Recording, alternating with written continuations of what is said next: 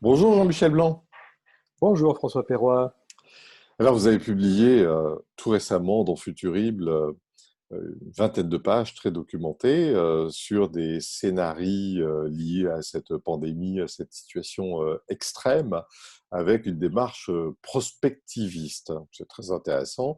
Est-ce que vous pouvez peut-être déjà nous indiquer ce que c'est que la prospective et qu'est-ce qu'elle peut apporter dans ce contexte présent?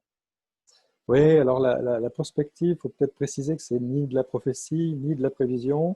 Ça n'a pas pour objet de prédire l'avenir, c'est un outil pour précisément aider à le construire et pour essayer d'identifier les futurs possibles.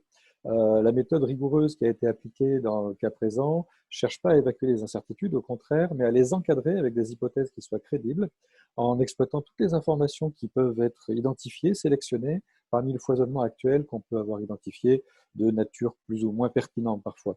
La méthode qui a consisté à déterminer des variables clés, à établir des hypothèses prospectives qui couvrent le champ des possibles, permet ensuite de repérer les scénarios qui correspondent.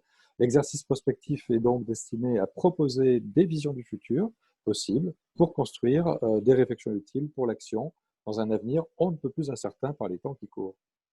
L'avenir, c'est 18 mois, trois scénarios. Un quatrième, enfin vous allez nous expliquer ça également, nommé choc extrême. Peut-être vous pouvez nous indiquer les trois voies et leur complétude ou différence majeure. Et qu'est-ce qui, on verra après, qu'est-ce qui peut vraiment nous tomber sur le museau. Alors, ces différents scénarios sont directement guidés par les évolutions du contexte sanitaire, qui est quand même la donnée principale qui intervient dans la situation actuelle, et des contraintes qui sont générées et qui sont présentées dans le document de référence de Futuril. Donc, j'ai décliné ces éléments-là dans l'univers du tourisme. La reprise plus ou moins nette, plus ou moins rapide du tourisme international, restreint dans tous les cas, distingue les deux premiers scénarios.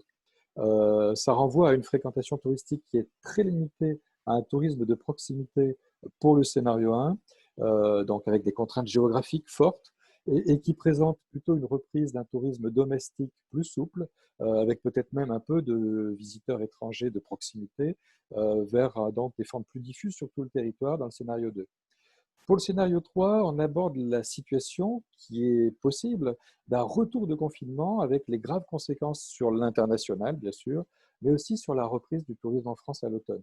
Enfin, le quatrième scénario, lui, il s'inscrit dans une hypothèse qui n'est pas à exclure pour l'instant, qui est la prise en compte des graves effets d'une crise systémique, économique et financière, bien plus profonde à la rentrée de septembre, qui aurait des effets encore plus violents, décrits par Futurible et que j'ai essayé de transposer dans l'univers du tourisme. Au lendemain des annonces gouvernementales, donc, le scénario 2 aujourd'hui semble se confirmer comme étant un peu le plus probable, alors qu'on s'éloigne du scénario 1. Par contre, les scénarios 3 et 4 restent malheureusement toujours d'actualité. Bon, nous partons vers une reprise du tourisme. Les professionnels dont nous sommes sont heureux de cette reprise d'activité parce que rien n'est pire qu'un secteur touristique qui ne peut pas accueillir ses visiteurs. Quels seraient ou quels pourraient être les premiers bénéficiaires de la reprise touristique sous contrainte, hein, d'une manière ou d'une autre, hein, économique, démographique, sanitaire, qui se préfigurent, en termes à la fois de destination au sein de la France, et puis peut-être également en termes de grands métiers, de grands hébergements, par exemple. Alors, le tourisme est une activité économique, mais aussi sociale et culturelle, profondément structurante pour de nombreux territoires en France, où il représente localement bien plus que la moitié, bien plus que la moyenne des 7 à 8 de PIB qu'on cite au niveau national. Il est donc assez normal que les acteurs des territoires attendent avec impatience le retour des touristes.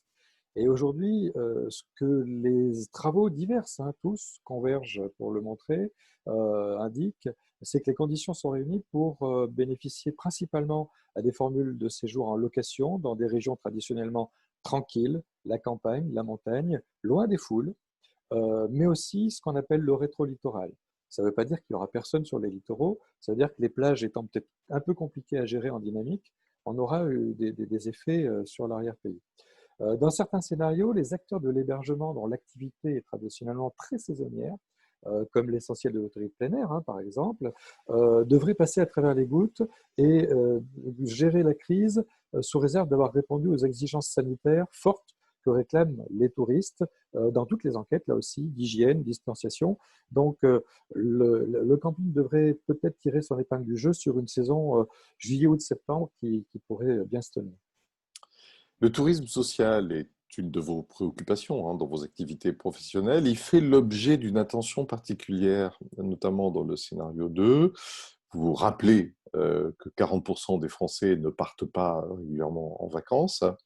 Est-ce que cette crise est l'occasion d'étudier une relance du tourisme social qui a été quand même assez souvent laissé de côté depuis un certain nombre d'années?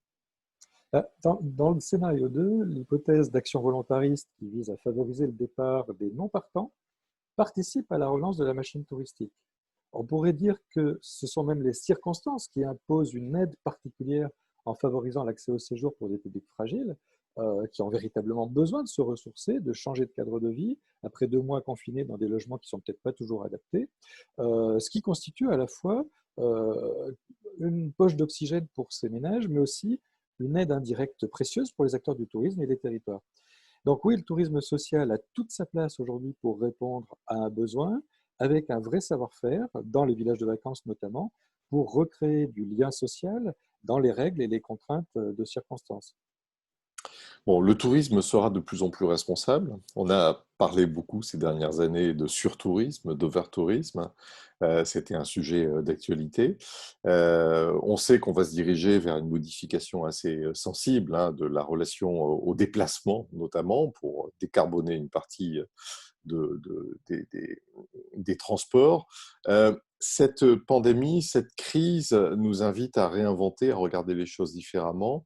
Est-ce que vos scénarios prennent en compte cet élément d'un tourisme plus responsable, plus durable?